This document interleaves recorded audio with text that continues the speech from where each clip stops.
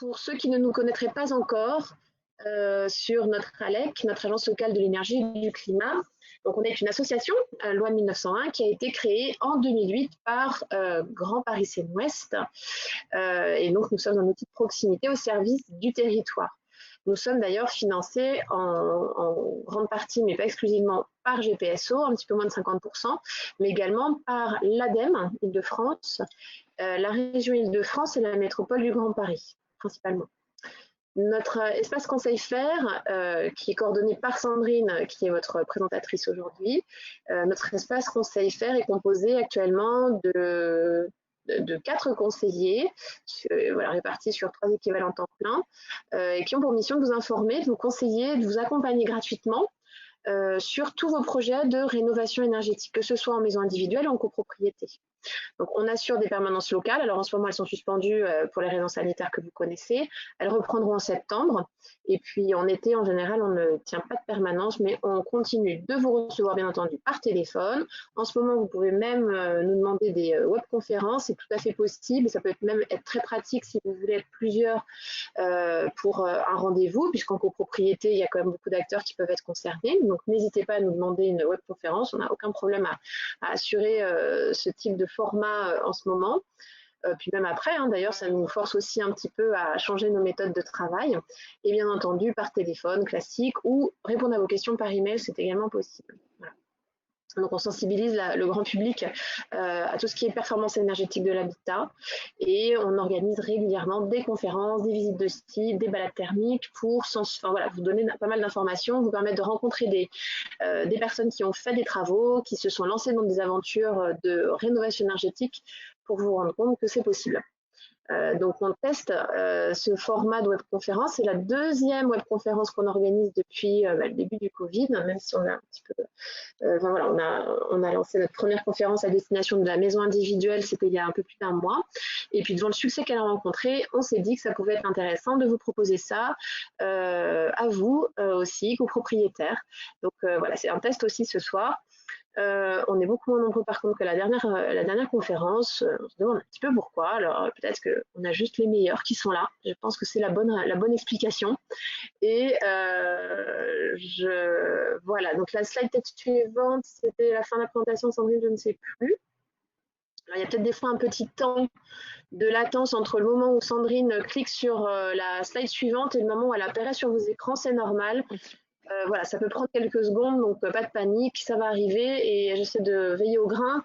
Si je vois que ça n'apparaît pas, je le signalerai à Sandrine. Voilà. Donc le plan, le programme, on a donc 2 grandes parties dans cette conférence, mais avec 3 intervenants. Donc une première partie plutôt théorique avec Sandrine Conrad, donc de l'ALEC, qui va nous parler à la fois des enjeux, du contexte, mais également des clés de la réussite et des points de vigilance pour se lancer dans un programme de rénovation, de changement de ces menuiseries de manière collective en copropriété. Et puis parce qu'on a toujours besoin d'avoir des exemples pour parler de tout ça et vous montrer que c'est possible, on a demandé à Monsieur Péguet et Madame Son, qui sont 2 représentants de copropriété, dans 2 copropriétés différentes, une à Meudon, une à Sèvres, qui ont gentiment accepté d'être présents ce soir pour vous faire un petit retour d'expérience de ce qu'ils ont fait dans leur propre copropriété. Donc ça sera vraiment intéressant aussi pour vous de voir les obstacles qu'ils ont rencontrés, puis surtout les clés de la réussite, puisqu'ils ont réussi à faire plein de choses. Donc nous aurons des phases de questions-réponses après chaque grande partie. Donc, comme je vous expliquais le fonctionnement tout à l'heure, je vous demande d'utiliser le chat pour pouvoir poser vos questions. Je gère le chat et je les pose au fur et à mesure, ou bien je les garde pour les parties questions-réponses à la fin de chaque grande partie. Voilà. Sur ce, je laisse la parole à Sandrine pour la première partie sur les enjeux de contexte, les clés de la réussite et les points de vigilance. Merci à vous. Merci beaucoup Muriel. Est-ce que vous m'entendez bien?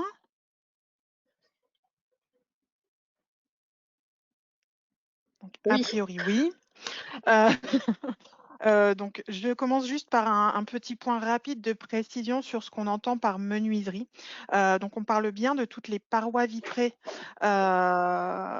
donnant sur l'extérieur, avec le cadre ouvrant ou coulissant en fonction, et éventuellement le dormant si on est dans un projet de dépose-repose complète.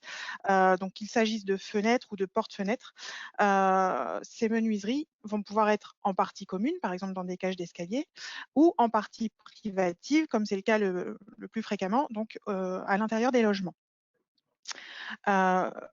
Les menuiseries vont être très souvent une source de déperdition très importante, notamment dans les immeubles d'après-guerre et des Trente Glorieuses.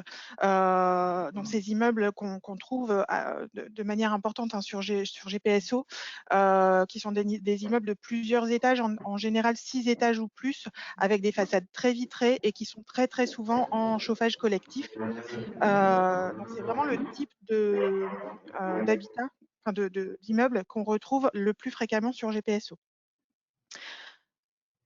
Il arrive même souvent que ces parois vitrées, ces menuiseries représentent le poste de déperdition le plus important, devant les murs et devant la ventilation. Ça peut tout à fait arriver sur ce type d'immeuble.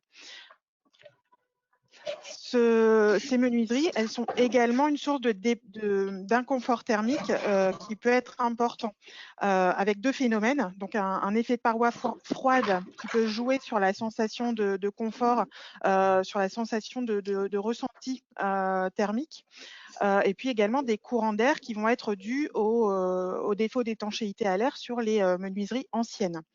Donc cet inconfort thermique va souvent pousser la copropriété à augmenter le niveau de chauffage dans les logements, de façon à répondre aux plaintes des copropriétaires qui ont tendance effectivement à remonter des problèmes de froid dans le logement. Donc, tout ça effectivement va être à l'origine d'une consommation d'énergie pour le chauffage qui va pouvoir être importante, et donc générer des factures élevées d'énergie. Alors, que dit la réglementation au sujet de ces menuiseries? Alors, je vous disais juste avant que ces fenêtres, enfin ces menuiseries, pouvaient être en partie commune ou en partie privative.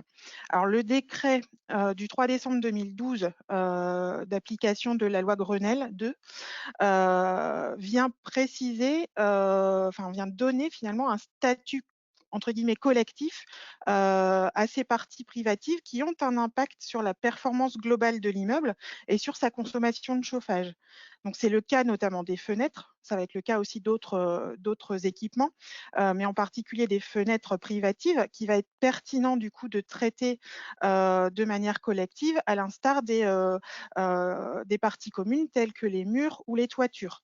Donc ce même décret permet également d'intégrer donc ces travaux sur des parties privatives d'intérêt collectif, pardon, dans un plan de travaux d'économie d'énergie qui peut être voté en assemblée générale et qui va être contraignant, c'est-à-dire qui va être d'application obligatoire pour la totalité des copropriétaires.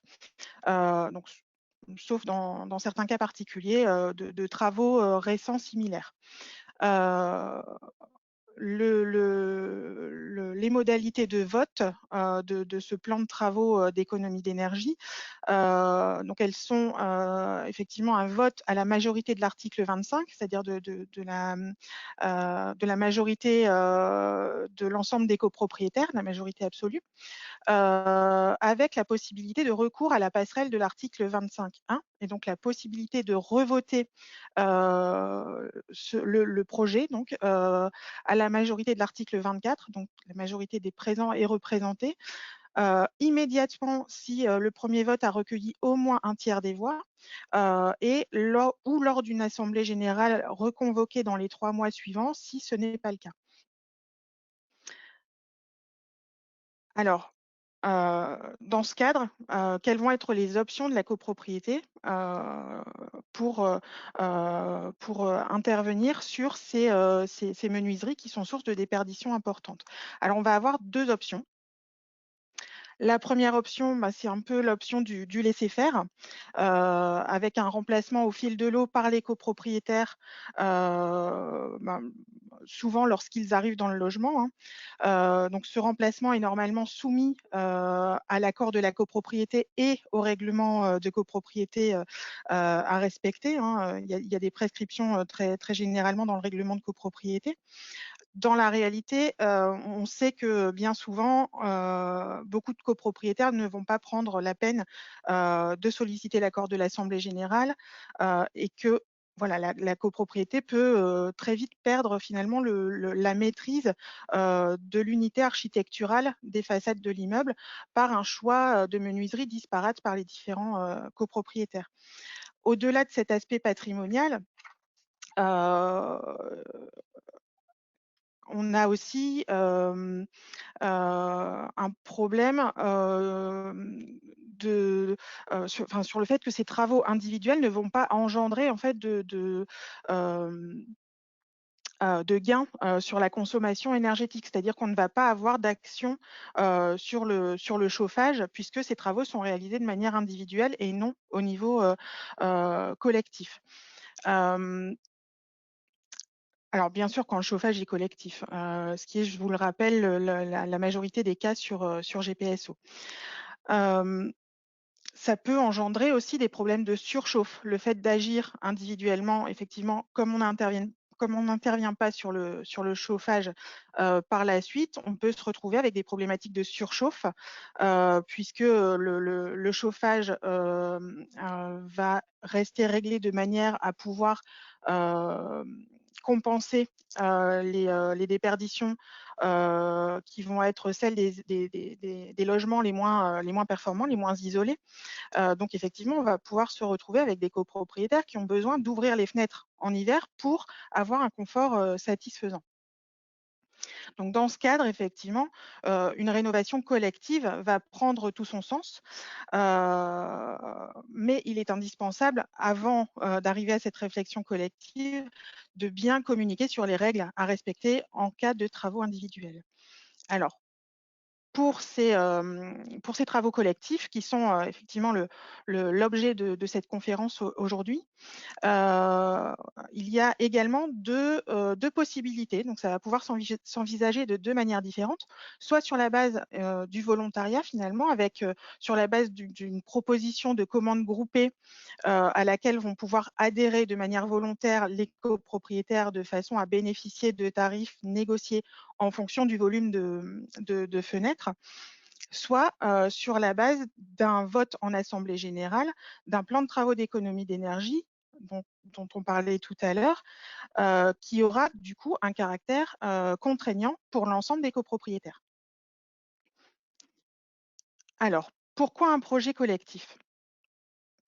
Donc on le disait tout à l'heure, l'unité architecturale, c'est quelque chose qui est, important à préserver, en copropriété, hein, pour préserver, la qualité patrimoniale, de l'immeuble. Effectivement et là, il y a un enjeu de modernisation, d'harmonie esthétique également.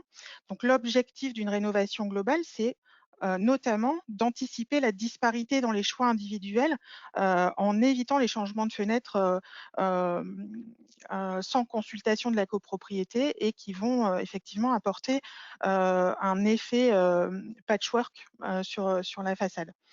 Hem L'autre, enfin, un autre objectif, du projet collectif de changement des menuiseries, ça va être de jouer sur l'amélioration globale, de la performance de l'immeuble. Avec bien sûr, lorsqu'on agit collectivement, sur l'ensemble des fenêtres, on va améliorer bien sûr la performance, thermique de l'enveloppe de l'immeuble et on va pouvoir avoir une action, par la suite sur le chauffage, avec une mise en place d'une régulation, d'un réduit de nuit, une baisse de la température de consigne, ce qui va permettre effectivement d'engendrer des économies d'énergie. Heu, ce projet va également pouvoir s'intégrer dans un projet d'isolation thermique ou de rénovation énergétique globale, qui va permettre d'intervenir à la fois sur les fenêtres, mais aussi pourquoi pas sur l'isolation des murs, de la toiture, voire, sur le remplacement du mode de chauffage en fonction, de cette nouvelle performance, de l'enveloppe thermique. Et bien évidemment, on va pouvoir aussi, améliorer la valeur patrimoniale de la copropriété et bien sûr de chacun des logements, avec, la possibilité d'avoir une valeur plus élevée à la vente, des logements de la copropriété.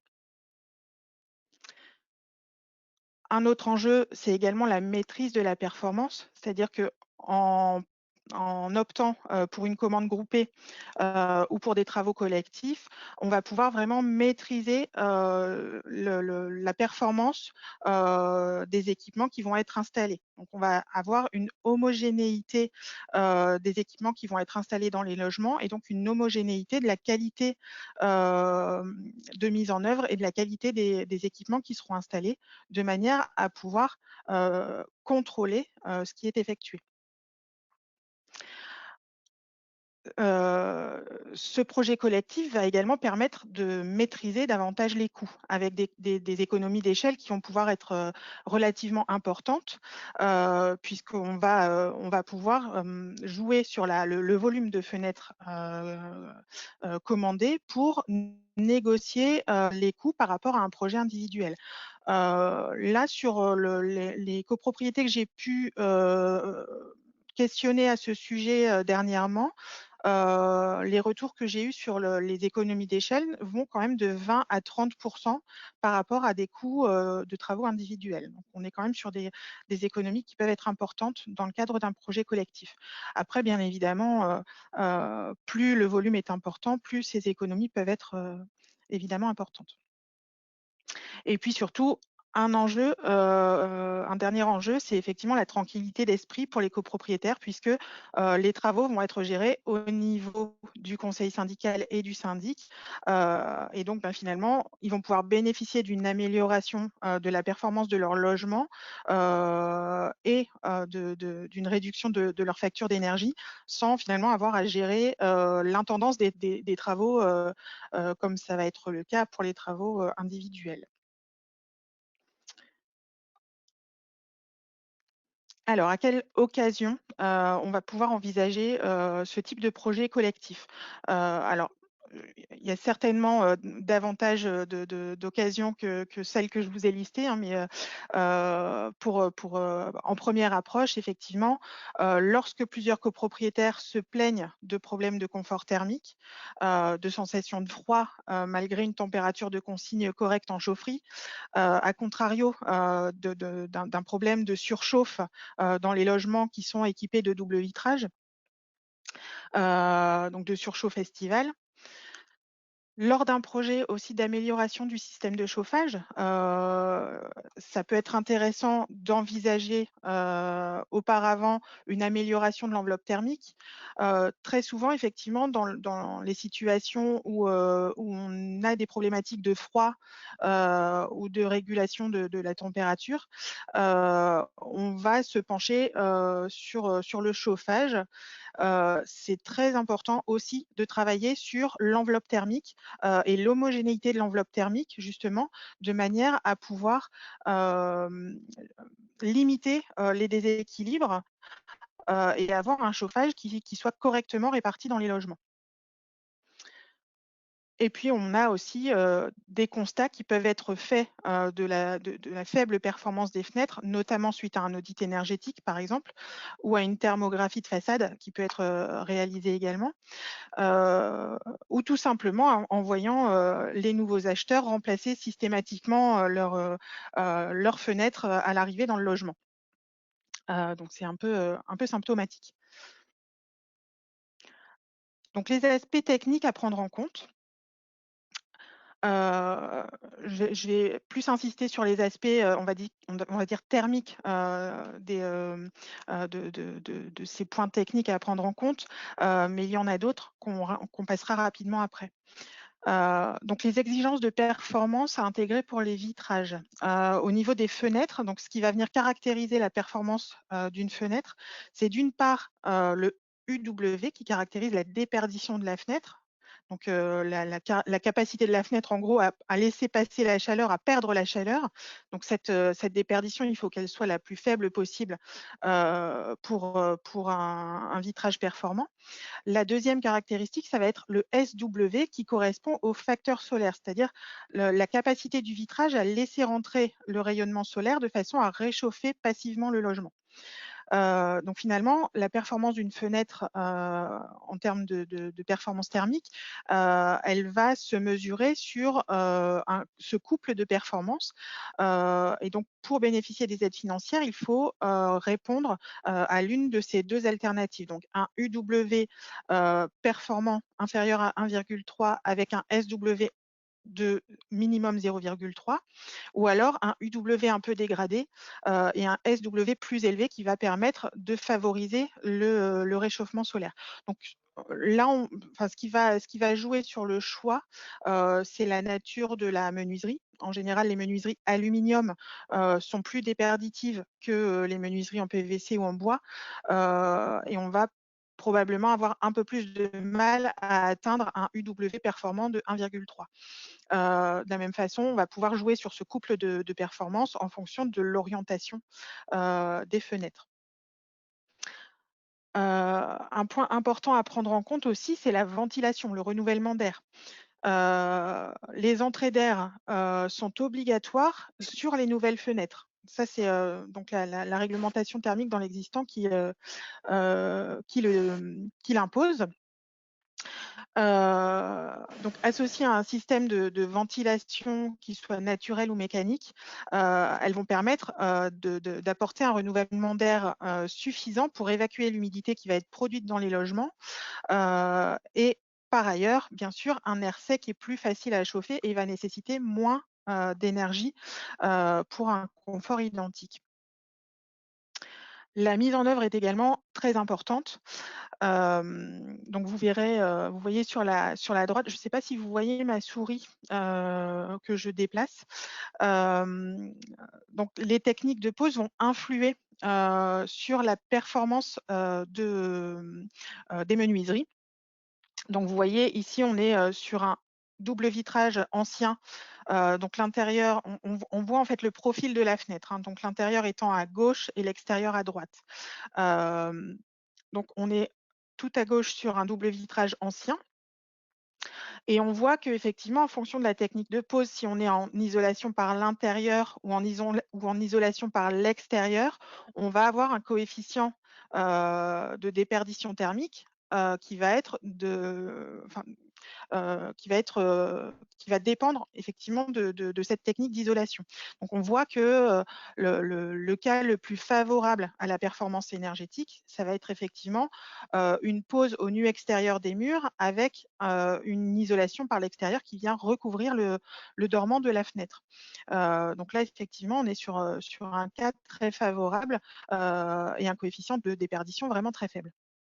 Alors, il va falloir être vigilant également au retour d'isolant sur les tableaux de fenêtres en cas, lors d'une pose au nu intérieur notamment, et également à l'étanchéité à l'air, notamment des volets roulants, puisque ils peuvent générer un pont thermique important lorsque cette étanchéité à l'air n'est pas maîtrisée. Et puis donc un dernier petit rappel, également pour bénéficier des aides financières, il est indispensable de recourir à une entreprise qui possède une qualification RGE dans le domaine du remplacement des fenêtres. Alors, je passe rapidement sur la diapositive suivante parce que je me rends compte que je suis prolixe. Donc, quelques aspects également à prendre en compte dans le cadre d'un projet global. Donc, on en a déjà parlé, la préservation du patrimoine, hein, que ce soit sur l'esthétique générale de la copropriété, mais aussi pour la préservation d'un patrimoine historique. Ce serait dommage de dénaturer la façade d'un bâtiment classé. Ce serait de toute manière interdit. Le confort avec le renouvellement d'air dont on a déjà parlé, mais aussi l'optimisation de l'entrée de lumière naturelle, notamment dans le cadre d'une isolation par l'extérieur en complément du remplacement des fenêtres. Donc là, on peut opter pour des profilés fins de manière à optimiser l'entrée de la lumière naturelle. Être attentif également à l'isolation acoustique, puisque, on sait que lorsqu'on on intervient sur, l'isolation au bruit extérieur, il y a un risque d'accentuer finalement, les bruits intérieurs. Donc il faut bien, évaluer ces critères-là aussi, au démarrage de la réflexion. Et puis, bien prendre en compte les aspects sécuritaires, notamment, au niveau des garde-corps, de la hauteur des garde-corps, de l'obligation de mettre en place des vitrages feuilletés, lorsque, les vitrages font objet, de garde-corps. Alors, quelques clés de réussite, pour mener à terme un projet de remplacement global. Donc bien évidemment, vous allez, dire que je me répète très souvent, mais l'information, la concertation tout au long du projet, c'est vraiment ce qui va permettre le succès du projet. Dès le départ de la réflexion, il faut, vraiment informer du pourquoi et du comment, on envisage ce projet global de remplacement des fenêtres, éventuellement, intégré dans un projet plus global, d'amélioration énergétique. Donc information, en direction des copropriétaires bien sûr, mais aussi du syndic, on le verra après. Dans la mesure du possible, c'est plutôt moi j'aurais tendance à vous conseiller de favoriser le volontariat, plutôt que de partir sur, l'option, coercitive, c'est-à-dire sur le plan de travaux.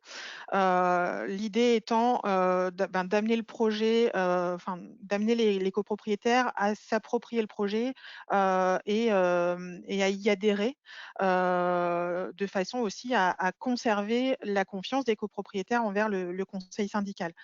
Hem, les copropriétaires aiment bien pouvoir choisir, effectivement le fait d'imposer, ces travaux peut être, mal perçu. Et puis, de toute façon, qu'on choisisse l'option, commande groupée, sur la base du volontariat ou, plan de travaux, d'économie d'énergie, il est indispensable de développer un argumentaire convaincant, pour favoriser l'adhésion, à la commande groupée ou, pour, engendrer le vote, en assemblée générale pour le plan de travaux. Donc cet argumentaire, il va être basé sur, un certain nombre d'arguments, qui vont être de nature, technique. Donc on va parler de confort, on va parler de maîtrise de la ventilation, on va parler de fonctionnalité du chauffage, d'efficacité du chauffage. On va avoir des arguments qui vont être de nature économique, avec des prix négociés lors d'une commande groupée ou, des travaux collectifs, avec des économies d'énergie à la clé et donc, une facture, énergétique, moins élevée. Une augmentation de la valeur verte, donc de la valeur patrimoniale, de la copropriété et de chaque logement, et également des aides financières qui vont être, mobilisables, qui sont des aides performantielles. Et puis également des aspects, plus pratiques, avec, donc la tranquillité d'esprit, pour les copropriétaires qui délèguent finalement, la gestion des travaux, au conseil syndical et au syndic. Et puis, cet aspect réflexion collective, qui est vraiment à mettre en avant, pour, un travail, tous ensemble sur comment faire évoluer positivement la copropriété. Alors, quelques points de vigilance, également, en amont du projet, pour permettre de le faire aboutir. Donc toujours voilà, sur la préparation. Je vous disais tout à l'heure, il est important de communiquer en direction des copropriétaires. Il est également important d'impliquer le syndic dès la réflexion, de l'informer de la dynamique qui se met en place. C'est le syndic qui, normalement, va gérer les consultations des entreprises, le choix des entreprises avec le conseil syndical, qui va gérer les appels de fonds. Donc, effectivement, il vaut mieux que la relation avec le syndic se passe bien, et pour ça, effectivement, l'impliquer dès la réflexion. Le recours à un maître d'œuvre, effectivement, c'est une question qui se pose. Alors, elle se pose pas forcément lorsqu'on est dans un projet global. Là, effectivement, il faut pas se poser la question quand on est sur plus de 2 catégories de travaux différentes. Le maître d'œuvre a tout son sens pour coordonner les travaux. Voilà, c'est vraiment indispensable. Sur un projet de remplacement des fenêtres uniquement, effectivement, la question se pose. Dans tous les cas, si vous recourez à un maître d'œuvre, il faut bien s'assurer de sa capacité à suivre le projet et notamment demandez-lui des références sur ce type de projet. Il est très important de rédiger un cahier des charges bien élaboré en fonction des critères qu'on a pu aborder auparavant. Donc il faudra bien penser à toutes les questions pour établir ce cahier des charges. Combien de copropriétaires souhaitent adhérer à la commande groupée, quels matériaux, enfin, voilà, quel type de menuiserie, quelle finition, la couleur, quelles sont les performances recherchées, etc., etc., le nombre de fenêtres concernées. Donc tout ça, effectivement, doit être regroupé au sein d'un cahier des charges de manière à pouvoir consulter les entreprises et à avoir des offres que vous pourrez comparer par la suite. Pensez bien à anticiper également les démarches administratives. Je pense notamment aux demandes d'autorisation d'urbanisme si elles sont nécessaires. En général, lorsqu'il n'y a pas une réflexion à l'identique, effectivement, ces démarches sont nécessaires. Également, si besoin, l'autorisation d'emprise pour la mise en place d'un échafaudage. Donc bien anticiper toutes ces démarches. Très souvent, si vous faites appel à un maître d'œuvre, ça va rentrer dans le cadre de ces missions, hein. Et également bien choisir son entreprise, en fonction effectivement des échanges que vous allez pouvoir avoir avec elle, et de votre ressenti. Donc une entreprise qui va se déplacer pour faire une visite préalable à l'offre, discuter avec vous pour bien comprendre vos attentes dans le cahier des charges, qui va venir prendre des mesures, vous faire des préconisations techniques, effectivement, c'est déjà une bonne orientation. Un devis bien détaillé, éventuellement une comparaison avec les prix individuels. Voilà, ça vous permet aussi d'amender votre argumentaire favorable en direction des copropriétaires. L'accompagnement proposé également va vous permettre d'évaluer les différentes propositions des entreprises. Est-ce qu'elles vous proposent de vous accompagner sur la communication envers les propriétaires, par exemple, en vous mettant à disposition des outils? Et puis évidemment, la comparaison de l'offre technique et tarifaire des entreprises. Et également le service après-vente, qui est une chose à prendre en compte également. Alors, cette sélection des entreprises, c'était une transition toute trouvée pour vous parler du coach copro, qui est une plateforme qui est vraiment faite pour vous accompagner dans votre projet de rénovation énergétique. Donc, où vous allez pouvoir trouver notamment un annuaire des professionnels de la rénovation énergétique en région parisienne, et notamment une rubrique sur le remplacement des fenêtres, donc avec 23 professionnels référencés dans ce domaine. Vous allez pouvoir également trouver une carte des copropriétés rénovées sur cette plateforme avec justement des retours d'expérience qui vont pouvoir être une source d'inspiration aussi pour vos projets et de questionnement sur ce que vous pouvez mettre en place dans vos copropriétés. Donc n'hésitez pas à consulter. Il y a à peu près, je pense à peu près 90 fiches sur la totalité de la métropole parisienne. Donc n'hésitez pas à aller y jeter un coup d'œil. Vous pouvez filtrer aussi en fonction du projet que vous avez. Je vous ai mis le lien dans le chat pour info. N'hésitez pas à ouvrir le chat pour pouvoir cliquer sur le lien.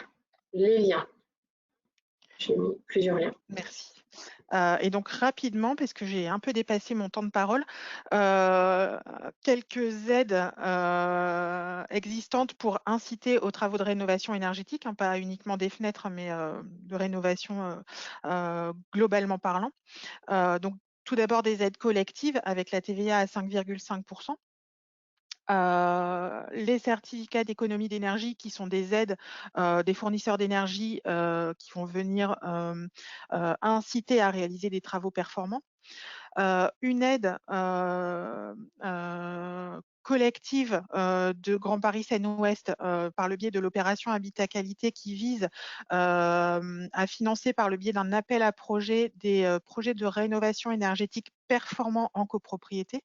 Bien sûr, il y a un certain nombre de critères à valider, mais n'hésitez pas à vous informer à ce sujet-là. Vous avez un lien directement sur la page d'accueil du coach copro.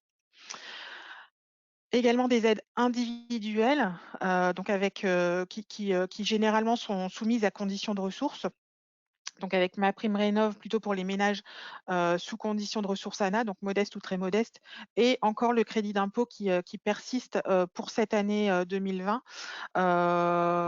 pour les ménages à revenus intermédiaires et plus élevés, sachant que le crédit d'impôt s'achève à la fin de l'année et tout le monde passe sur le dispositif MaPrimeRénov' avec des montants de primes forfaitaires en fonction des revenus à partir de 2021.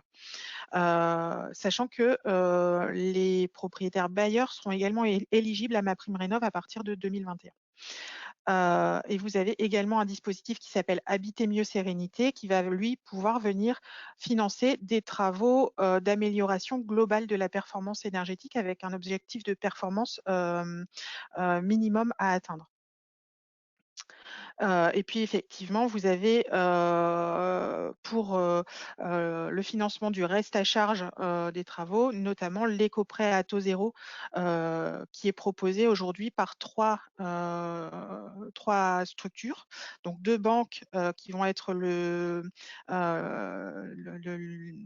l'écureuil, la caisse d'épargne, voilà, je ne trouvais plus, Domo Finance, et également qui est proposé aujourd'hui par Île-de-France Énergie, qui est une société d'économie mixte donc qui a obtenu l'agrément pour proposer cet éco-prêt à taux zéro très récemment. Voilà. Donc, je vous remercie de m'avoir écouté et donc vous retrouvez sur cette page les différents liens qui peuvent vous intéresser, notamment le lien vers le coach copro et vers notre site internet, donc jpsoenergie.fr, et également directement le lien vers notre formulaire de contact si vous souhaitez nous rencontrer ou enfin, plutôt par téléphone ou par visioconférence ces temps-ci. Mais voilà, en tout cas, vous pouvez prendre rendez-vous au numéro vert ou par le biais de notre formulaire contact. Voilà. Je vais mettre le lien dans le chat tout de suite. Hop, ça c'est le formulaire contact. Je vais vous le mettre directement. Comme ça, vous pouvez cliquer directement. Et puis, on vous donnera à la fin de la présentation, à la fois Sandrine et à la fois de nos deux intervenants de représentants de CoPro, on vous enverra ce PowerPoint. Vous pourrez du coup reprendre un peu tous les éléments qui sont dedans. Alors, les questions. Donc, il y a quelques questions, je pense, qui ont dû trouver réponse au fur et à mesure de ta présentation, Sandrine. Alors, je ne sais pas votre nom, mais Ertuopel demandait, pour rendre le changement de fenêtre obligatoire, je comprends qu'il faut un vote en assemblée générale. Et point d'interrogation, quand même. Et précision, dans notre copro, le changement de fenêtre fait passer au mieux de l'étiquette F à l'étiquette E. Voilà. D'accord. Alors oui, effectivement, le vote en assemblée générale d'un plan de travaux d'économie d'énergie qui intègre le remplacement des fenêtres en partie privative est nécessaire pour rendre contraignant effectivement le remplacement dans l'ensemble des logements.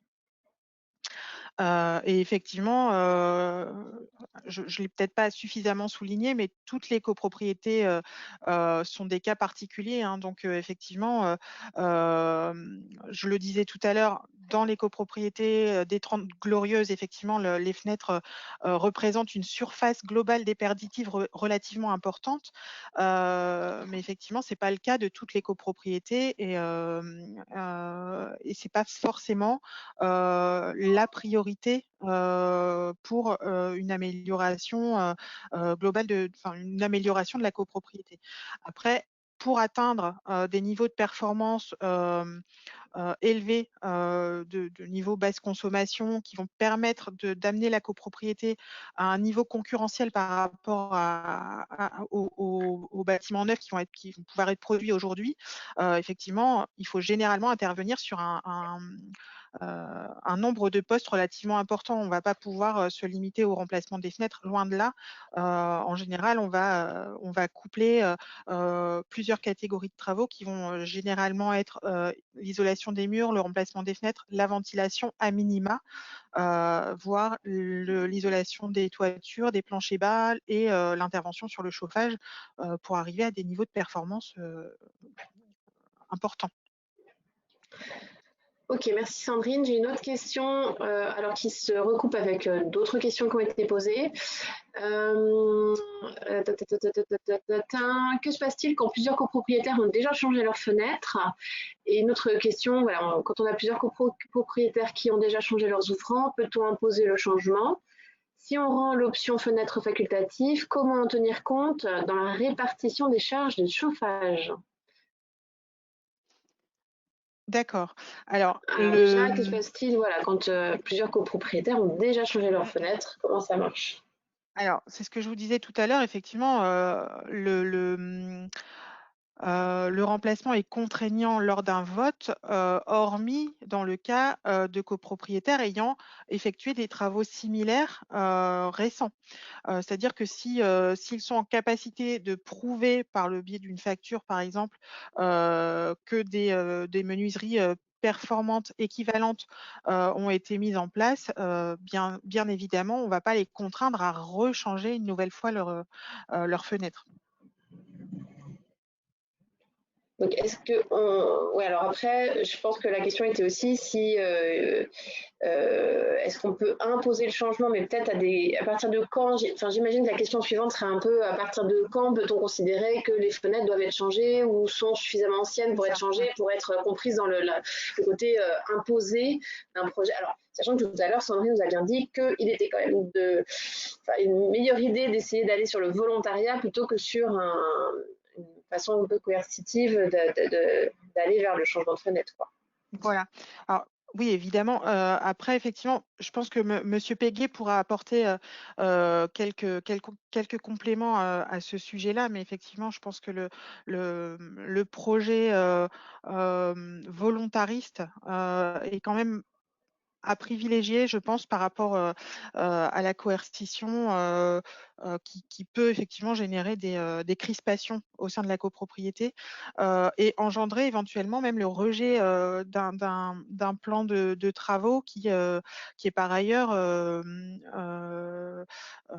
qui pourrait être par ailleurs bien accepté, hormis sur ces aspects-là. Après, effectivement, je pense qu'il faut être assez souple et le maître d'œuvre en général va pouvoir apporter ces réponses-là en fonction de l'état des lieux et de la performance qui va être objectivée dans le projet.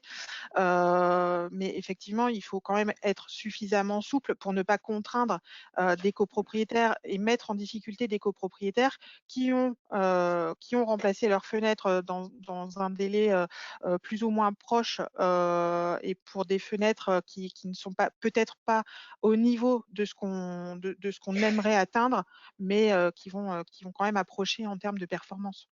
Voilà, après, il ne faut pas oublier que c'est aussi le confort des habitants. Donc, s'ils ont changé leur fenêtre, c'était aussi pour des questions de confort. Donc, si le confort leur convient et que ça va, voilà, faut l'avoir en tête. Même si derrière, bien entendu, il peut y avoir des problématiques de réduction du chauffage pour avoir des personnes toutes bien isolées pour pouvoir ensuite baisser le chauffage. Mais Monsieur Péguet vous en parlera tout à l'heure.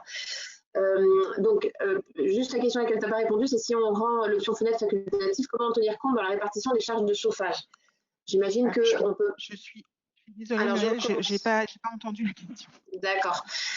Comment est-ce qu'on peut tenir compte dans la répartition des charges de chauffage du fait que certains ont changé ou pas leur fenêtre, si l'option fenêtre est facultative? Est-ce Alors qu'on ça, peut déjà c'est alors en tenir c'est com compte? c'est compliqué, dans la mesure où effectivement, c'est facultatif. Alors bien évidemment, vous savez probablement, qu'en chauffage collectif aujourd'hui, il y a une obligation, d'individualisation, des frais de chauffage. Donc bien sûr, il reste une partie, qui reste collective, hein, en fonction de la répartition, qui est prévue, au règlement de copropriété. Mais en tout cas, les frais de chauffage doivent être répartis individuellement en fonction de la consommation d'énergie pour le chauffage de chaque appartement, par le biais de la mise en place, soit de compteurs calorifiques, soit de répartiteurs de chaleur, dans le cas où bien sûr où, cette installation est possible. Ce qui n'est pas toujours le cas, loin de là, notamment dans le cas de planchers chauffants par exemple. Alors, Heu oui, tu as fini? Oui, après j'allais dire effectivement, lorsque, lorsqu'on atteint un seuil effectivement de remplacement de fenêtres, on peut tout à fait aussi envisager, d'avoir une action sur le chauffage, qui va pousser aussi, les derniers, récalcitrants, à passer le pas aussi, hein. Donc enfin Oui. voilà, il y a une réflexion qui peut être menée, toujours en insistant bien sur les aspects communication, information, concertation pour bien informer des enjeux, du pourquoi et du comment on met en place ce projet. Il y a une petite Ça, remarque c'est de Patricia qui indique que l'argument du confort du logement n'a pas vraiment de poids pour les bailleurs puisqu'ils n'habitent pas sur place. Ça, de toute façon, les bailleurs, c'est clairement complètement d'accord. voilà, les plus difficiles à convaincre, mais nous laisserons peut-être nos intervenants tout à l'heure donner un petit peu les astuces, enfin, comment ils ont pu faire, est-ce qu'ils ont fait quelque chose de particulier pour encourager les bailleurs, les propriétaires bailleurs à quand même rentrer dans ces projets collectifs. Alors, des petites questions d'ordre technique plutôt. Alors, je t'invite à plutôt essayer de. Alors, si tu ne peux pas y répondre, n'hésite pas à. Enfin, voilà, on a déjà passé le temps, donc il y a un certain nombre de questions là qui sont encore en suspens, qui vont peut-être appeler des réponses très très longues. Donc, c'est pas forcément l'objet de la conférence de ce soir sur les aspects très techniques. N'hésitez pas à nous recontacter pour que on en parle plus en détail ensemble. Alors, choix entre PVC et aluminium, quel conseil pour le choix? Du coup, là, c'est une question qui pourrait être traitée pendant longtemps. Ça fait vraiment ça peut faire l'objet d'une partie de rendez-vous EIE, hein, enfin, espace conseil faire. Oui, effectivement.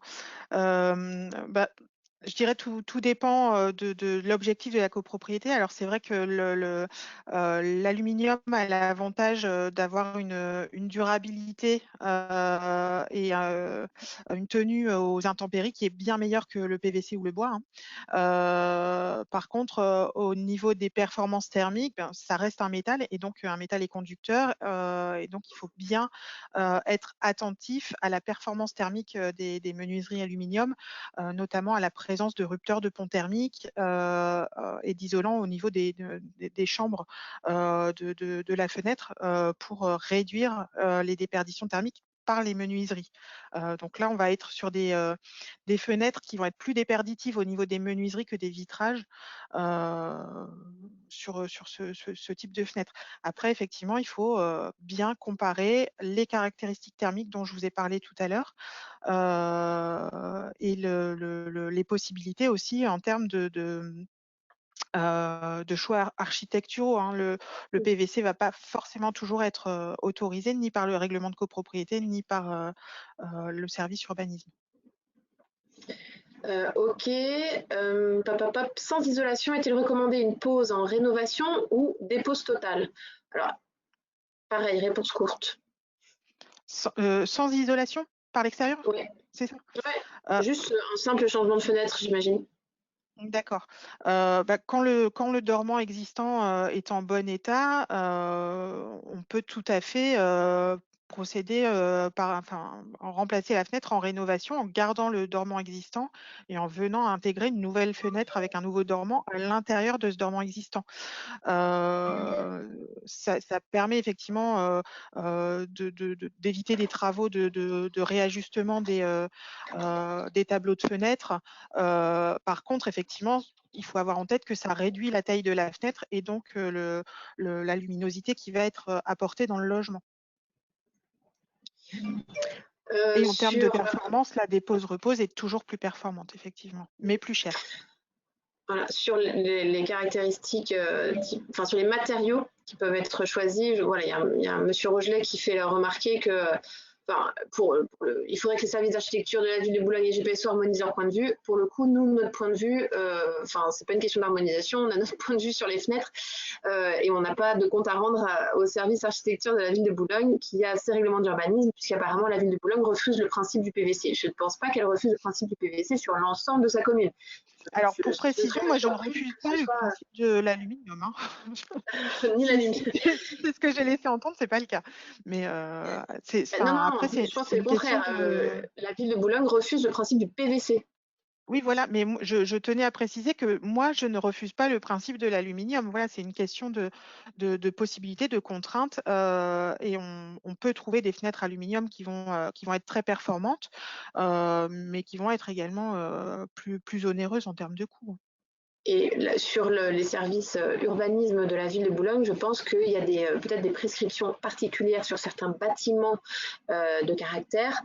Et voilà, je ne pense pas que ce soit le cas partout sur l'intégralité des bâtiments de la ville.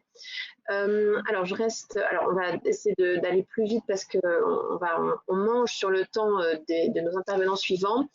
Qu'est-ce qu'il y a? Alors, tac. Est-ce qu'il y avait quelle différence de performance entre des menuiseries d'aujourd'hui et celles d'il y a 10 ans? On est sur des technologies qui évoluent très vite, notamment effectivement aujourd'hui on est sur des lames de gaz rare, notamment d'argon, qui vont remplacer les lames d'air qu'on voyait il y a quelques années, alors peut-être pas forcément 10 ans, mais une quinzaine d'années. Et puis on est aujourd'hui sur des vitrages qui intègrent une pellicule faible émissivité qui va permettre de réfléchir le rayonnement infrarouge vers l'intérieur du logement de façon à augmenter encore l'isolation de ces vitrages à isolation renforcée. Donc voilà, globalement, ce qu'on peut retenir, c'est que des fenêtres aujourd'hui sont a priori plus performantes que des fenêtres posées il y a 10 ans. Oui et non, tout dépend des choix qui ont été faits il y a 10 ans. Ok, ça marche. Les menuiseries sont-elles éligibles au C2E et au Z2GPSO? Et alors à ça, je peux aussi répondre parce qu'il y a plusieurs questions un petit peu sur les aspects aide, mais je pense que ce que je vais vous dire pourra aussi vous éclairer sur les aspects techniques. On vous transmettra on mettra le lien, je vais le retrouver sinon je vais vous l'envoyer, le lien vers une petite plaquette de l'ADEME, une petite brochure ADEME sur le changement de menuiserie qui peut vous apporter, Sandrine, tu m'arrêtes si je me trompe, un certain nombre de précisions sur les aides financières. Alors, sinon, je reprends la question, les menuiseries sont-elles éligibles au C2E et au Z2GPSO? Alors, je ne sais pas forcément quelles aides. Alors oui pour les C2E. même si le montant par fenêtre n'est pas mirobolant, hein, ça ne va pas révolutionner votre plan de financement. On est sur à peu près entre 40 et 55 € par fenêtre. Mais bon, c'est toujours ça de prix. Au niveau de GPSO, ça peut rentrer en ligne de compte dans le cadre d'un projet global qui peut être, qui peut faire l'objet d'une candidature à l'appel à projet de GPSO. Mais uniquement un remplacement de fenêtre, non, ça ne va pas être éligible à cet appel à projet qui réclame quand même un objectif de performance élevé. Important, tout à fait. Et voilà, je répondais aussi indirectement à Monsieur Corbin qui me demandait si on pouvait avoir les aides mentionnées sans plan général de rénovation thermique. Donc là, je me permets, mais je pense que vous aurez un certain nombre d'informations dans la brochure ADEME vers laquelle on pourra Oui. vous renvoyer dans le mail qui vous sera envoyé par la suite. Voilà. Alors, juste une autre petite question et on terminera là-dessus. Sur la relation au syndic, hein, puisque alors c'est Patricia qui nous disait que le syndic refusait de prendre en charge ce type de travaux. Voilà. Donc, elle a eu du mal à mobiliser le syndic sur un projet a priori collectif. Là, vous précisez si jamais je ne suis pas. Ouais, ça m'étonne pas vraiment. Certains syndics vont être plus disposés que d'autres à accompagner leur copropriété dans des projets de rénovation énergétique. Certains refusent aussi de prendre en charge la gestion d'un éco-prêt à taux zéro, par exemple. Donc, effectivement, le choix du syndic peut avoir son importance sur la gestion du projet de rénovation énergétique. Merci beaucoup Sandrine. Je propose qu'on passe à la suite. On va laisser la parole à Monsieur Péguet, qui est donc représentant de la copropriété, une copropriété à Meudon qui s'appelle La Terrasse, si je ne m'abuse. Voilà. Tout à fait. Avec une belle photo d'époque. Alors, Monsieur Péguet, je vous invite à... Oui, on vous entend, vous avez remis votre micro, c'est très bien. Je vous invite à remettre votre caméra. Nous, on va se retirer, comme ça, vous serez le seul à être visible. Est-ce que... Voilà, Ma caméra est mise. Oui. D'après moi, ma caméra est mise. Oui, on vous voit, c'est bon, on Très vous bien. voit. Donc, les autres participants, je vous invite à vous mettre sur la caméra de Monsieur Péguet et on va vous laisser présenter votre retour d'expérience. Bonjour à tous. Je m'appelle Jacques Péguet, je suis président du conseil syndical de la résidence La Terrasse à Meudon. Donc vous voyez une photo. C'est une construction donc de 1969. Il y a un bâtiment avec 7 niveaux, 150 logements. Chauffage et eau chaude sanitaire, évidemment collectif gaz, et puis une grande surface vitrée, comme vous pouvez le voir sur la photo. Et nous avions, il y a 7 ans, quand on a commencé le plan, nous avions une problématique globale. Donc je passe très vite sur la problématique globale et j'arriverai aux fenêtres après. Donc la problématique globale, elle est simple. Nous avions une résidence qui avait entre 40 et 50 ans, des performances énergétiques qui n'étaient pas bonnes, un nombre de copropriétaires important et avec des points de vue très divers.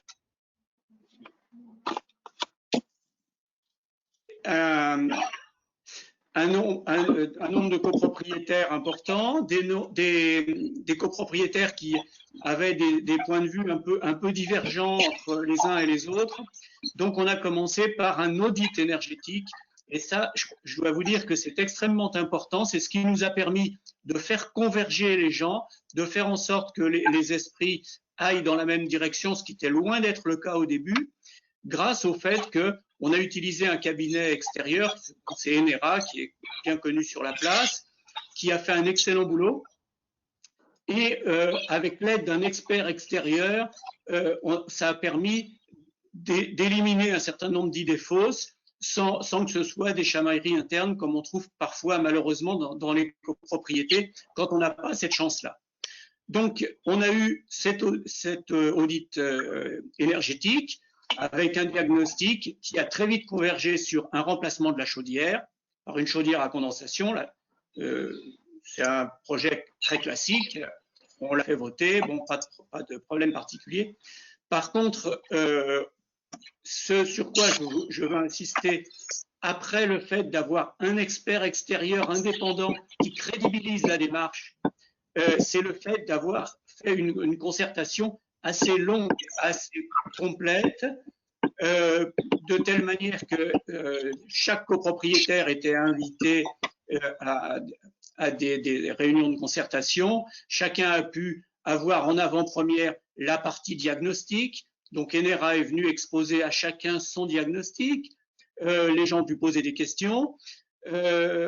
Ensuite, du diagnostic, on est passé aux recommandations avec différents scénarios. Donc là aussi, chacun a pu poser des questions, chacun a pu vider son sac, chacun a pu mieux comprendre, s'exprimer, être écouté par les autres, et ça a permis d'arriver à l'Assemblée générale de décision avec une bonne préparation. On peut le synthétiser comme ça.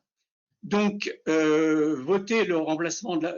Je vous passe les différents scénarios possibles. Hein. Le scénario retenu, ça a été le remplacement de la chaudière. Donc là, c'est oui ou c'est non. Ça a été oui.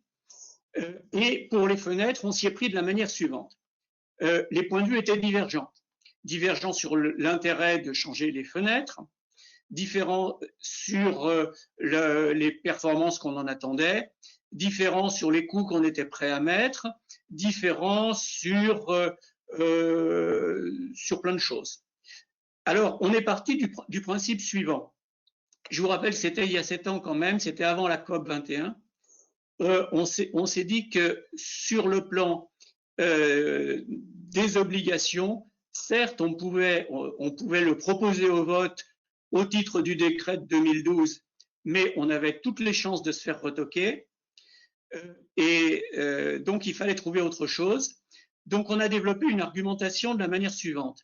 D'abord, en termes d'éléments de langage, comme on dit maintenant, parce que c'est à la mode, on s'est interdit de prononcer les mots planète et les mots écologie. Hein, c'était encore une fois avant la COP 21.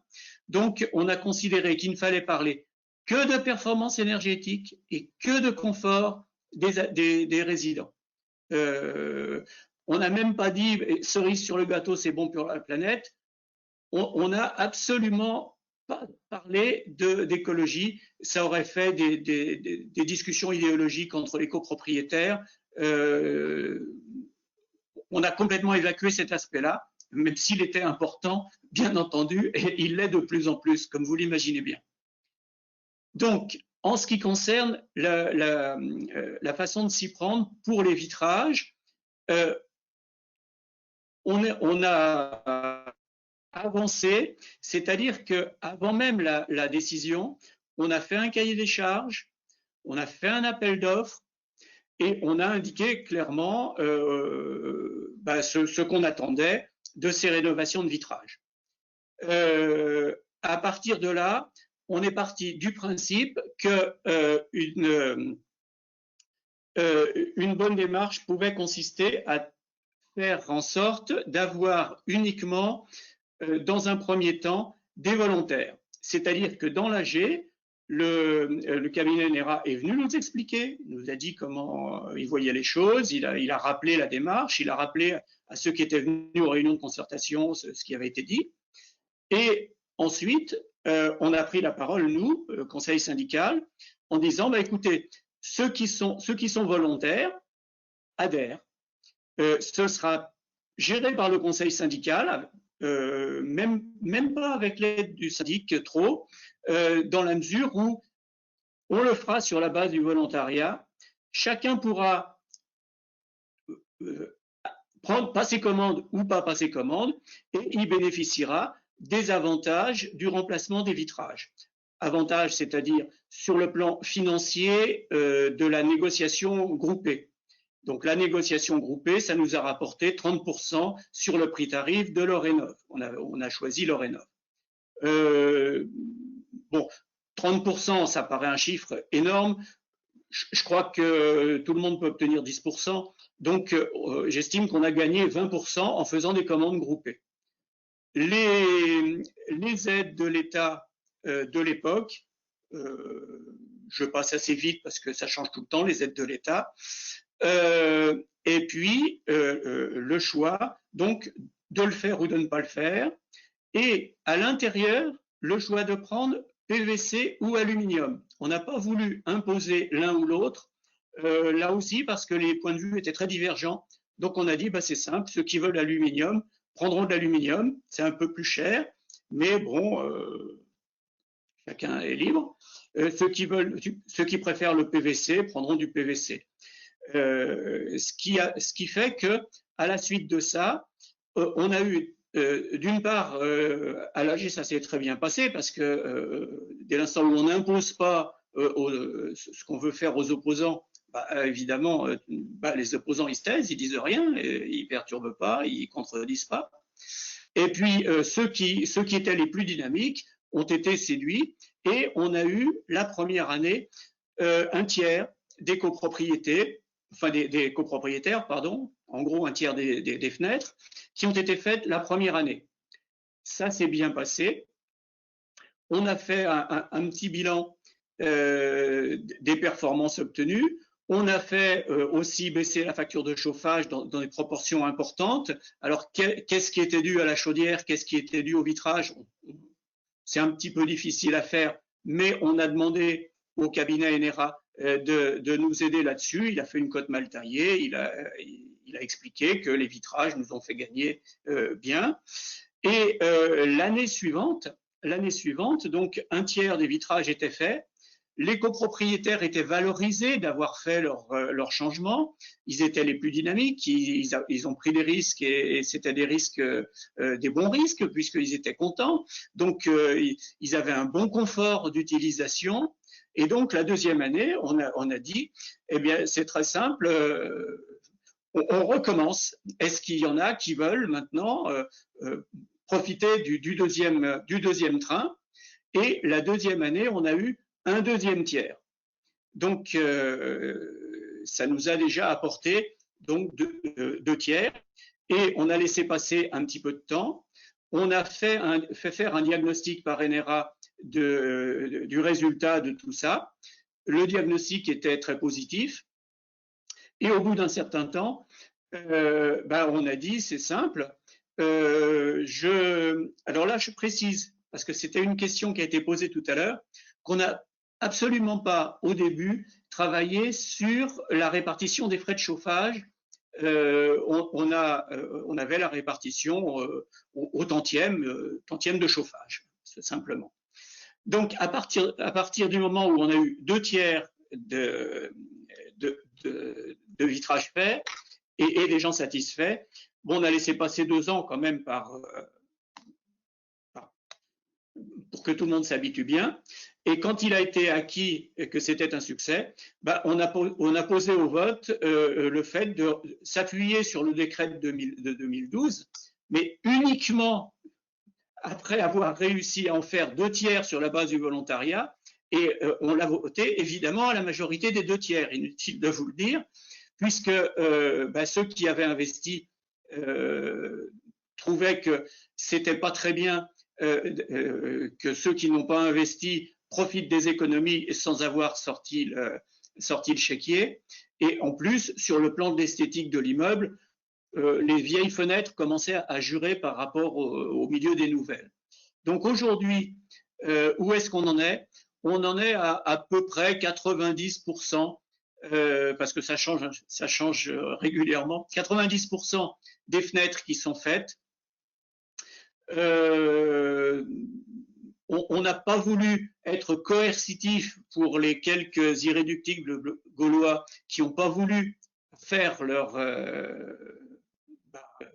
double vitrage. Et puis, c'est en train de tendre tout doucement vers 100% sans heurts. On sait qu'il y a 2 ou 3 copropriétaires qui sont absolument hostiles à ça pour des raisons diverses. Hein. On va dire ça comme ça, c'est plutôt pour des raisons de voisinage qu'autre chose, mais qui ne veulent pas, par principe.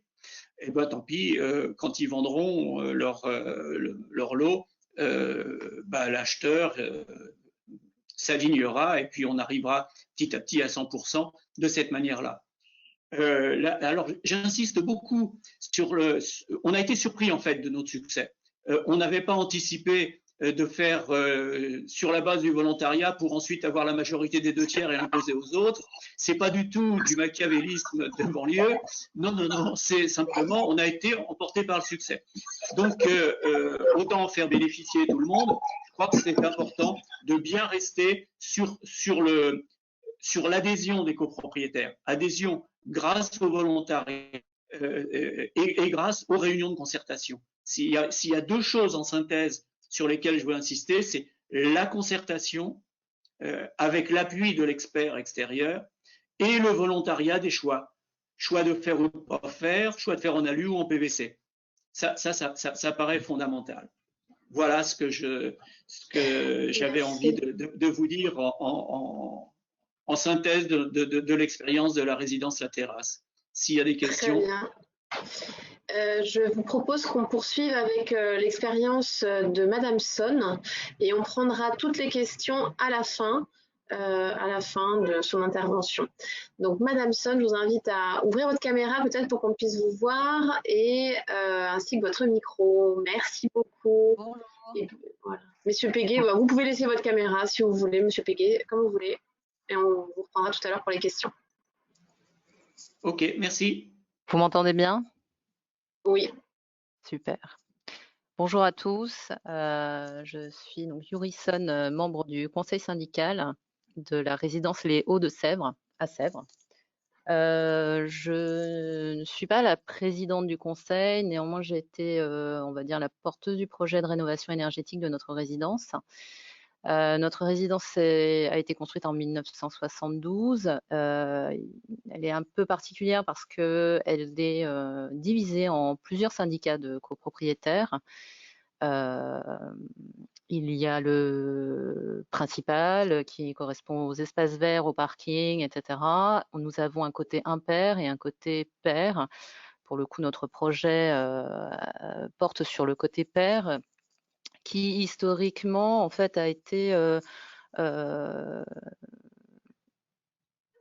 il a été tenu par un seul propriétaire qui a loué donc ce n'était qu'un seul lot au départ jusqu'en 2007 où il a tout revendu par lot. Donc c'est, on va dire, une résidence un peu jeune pour tous les copropriétaires du côté pair, alors que à contrario le côté impair n'avait que des copropriétaires occupants ou bailleurs pour le coup, mais c'était détenu par Gessina jusqu'en 2007. Voilà. Ensuite, donc, il a revendu tout lot par lot. Un nouveau règlement de copropriété est né de ça, spécifique au syndicat, ce qu'on appelle le secondaire du côté pair. Et donc, il est, comme vous le voyez dans la slide, constitué de 9 bâtiments. En fonction des bâtiments, ils sont de 6, 7, 8 niveaux. Globalement, on est 250 logements. Il y a une loge de gardien et le chauffage, comme indiqué, est donc collectif. L'eau chaude également. Et nous avons en fait donc lancé un audit énergétique en 2015. Enfin, l'audit énergétique date de 2015. Il a été voté auparavant, bien sûr. Il a été réalisé en 2015 et donc de cet audit énergétique est ressorti énormément de préconisations de travaux parce que justement, par le fait qu'elle était détenue par un seul un seul propriétaire pour la location, vous imaginez bien qu'elle n'était pas très bien entretenue et donc quasiment tout était d'origine, dont les fenêtres. Et globalement, le fait que forcément ce ne soit pas bien entretenu nécessitait pas mal de travaux de rénovation.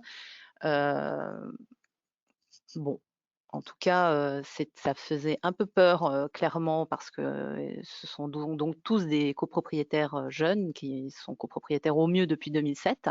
Donc la majorité sont quand même encore sous crédit. Et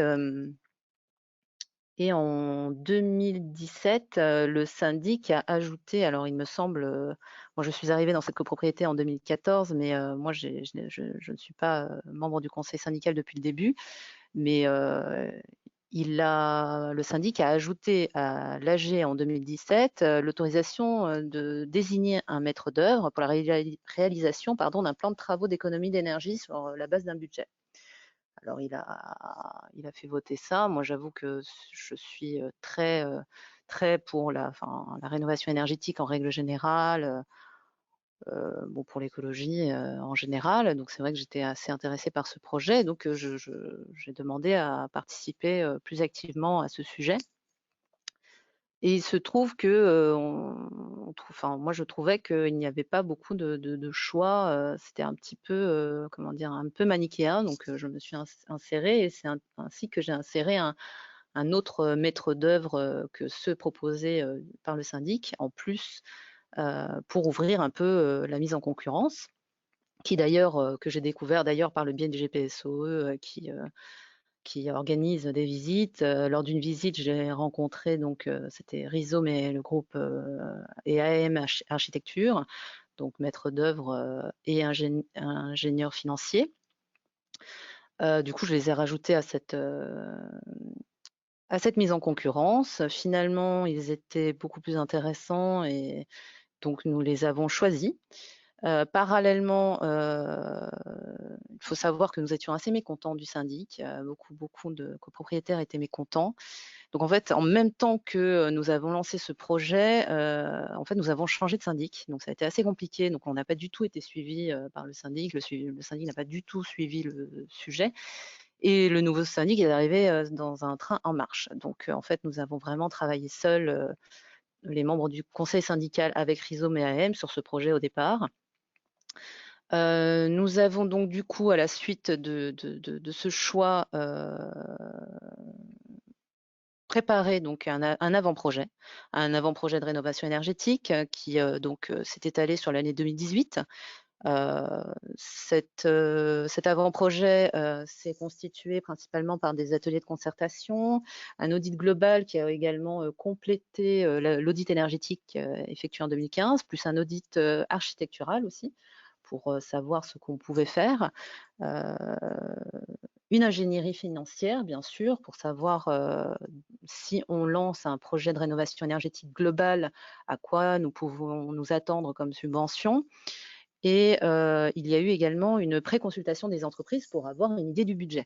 Voilà, donc sur cette base d'une année, quasiment d'une année de travail avec Rhizome et AM, nous avons préparé une assemblée générale en début 2019 pour proposer un principe de travaux de rénovation simple et parallèlement un programme de rénovation énergétique BBC, donc global, avec la rénovation complète de la façade, donc en fonction de ce qu'on appelle le programme A et le programme B. Donc le programme A, uniquement la rénovation et le ravalement, et le programme B avec un supplément, on va dire, de rénovation énergétique menant à un bâtiment BBC. Plus, lors de cet AG, on a fait voter également l'obligation des copropriétaires à faire changer leurs fenêtres en simple vitrage en double vitrage, avec cahier des charges annexé à la convocation d'AG. On précise bien dans cette convocation qu'il s'agit uniquement des fenêtres à simple vitrage d'origine qu'il faudrait changer en double vitrage en respectant le cahier des charges joint. Nous avions bien entendu, lors de l'avant-projet, eu beaucoup d'ateliers de concertation avec plusieurs propositions de travaux. Nous avons fait des sondages, des questionnaires en fonction de chaque profil de copropriétaire, donc en fonction des tantièmes, en fonction du fait qu'ils sont à revenus modestes ou très modestes, fait des simulations.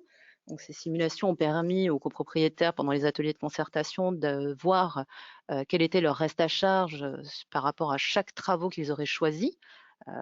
C'était un très très long travail, mais qui a été très bien organisé par Rhizome, donc ça a convaincu vraiment la majorité des copropriétaires, puisque nous avons voté positivement à tout ce qui a été proposé en convocation, à la convocation de début 2019, avril plus précisément, en avril 2019. Néanmoins, comme c'était basé sur une pré-consultation d'entreprise et donc nous n'avions pas précisé des devis, des mémoires techniques précis, des plans, etc., nous avons doublé cet AG en fin d'année 2019 par une assemblée générale spéciale et extraordinaire pour désigner, suite à une consultation définitive d'entreprise, pour désigner les entreprises que nous allions utiliser pour le projet de rénovation. Dans ce projet, il y avait bien sûr donc le ravalement, il y avait aussi l'isolation du toit terrasse, l'isolation du plancher bas, il y a la ventilation et également les fenêtres. Donc, toutes les sociétés ont été consultées par Rhizome et AM, avec évidemment nous avons travaillé avec eux dans ce cadre. Une société a été choisie par lot. Le lot fenêtre nous semblait toujours un peu cher. Faut savoir que lorsque je suis arrivée, en tout cas, déjà, le conseil syndical avait déjà fait des négociations de prix avec des entrepreneurs poseurs de fenêtres pour obtenir des tarifs intéressants. Et donc, en ce qui me concerne, sachant que ça avait déjà été négocié, j'ai changé mes fenêtres en arrivant avec des tarifs préférentiels, mais c'était uniquement une négociation de prix sans, voilà, comme ça a pu l'être pour la résidence à Meudon, la terrasse, complètement au volontariat. Si quelqu'un veut changer de ses fenêtres, le conseil syndical a négocié des tarifs avec telle ou telle société pour tel tarif. Bon, même si au fur et à mesure des années, le tarif a un petit peu évolué parce que évidemment les fenêtres aussi évoluent. Néanmoins, ça restait des tarifs intéressants. Donc personnellement, moi je les ai changés sans attendre ce grand projet de rénovation dans lequel nous sommes bien partis.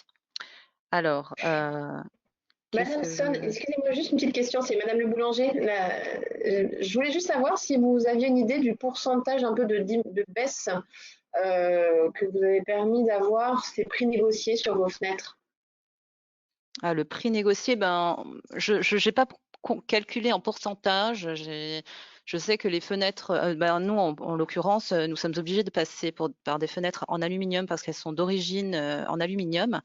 Et la finesse des cadres nécessite que ce soit en aluminium. Enfin, c'est très compliqué d'avoir des cadres si fins sans que ce soit de l'aluminium. Donc, nous avons une obligation de passer pour des fenêtres aluminium, donc c'est relativement cher. Et pour une fenêtre à double vanneau, nous en étions à plus de 1 200 € et j'ai payé un peu moins de 1 000 € à peu près. Par fenêtre à double vanneau. D'accord. Et AM, vous avez, avant que j'ai peut-être loupé un épisode de votre présentation, mais AM, vous avez fait des recommandations sur les fenêtres ou c'était indépendant?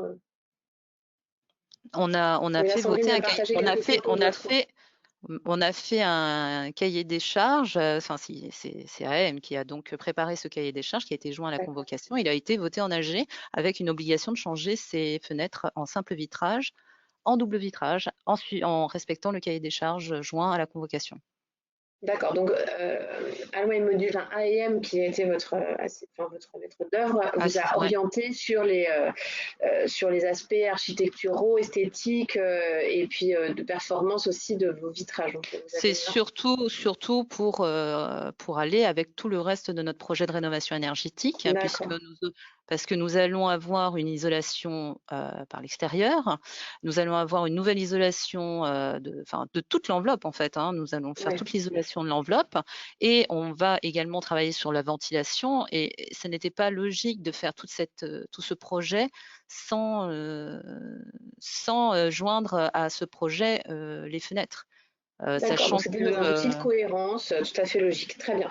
Exactement, et pour pouvoir ensuite régler le chauffage en fonction, en sachant que voilà, même si ce n'est pas 100%, mais 95% des fenêtres sont changées, nous pouvons régler le chauffage afin de diminuer nos charges de chauffage qui sont très importantes.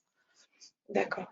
Voilà, c'était l'objectif, et puis même l'objectif était BBC, donc pour cela, les fenêtres, c'était sans appel, il fallait en passer par là.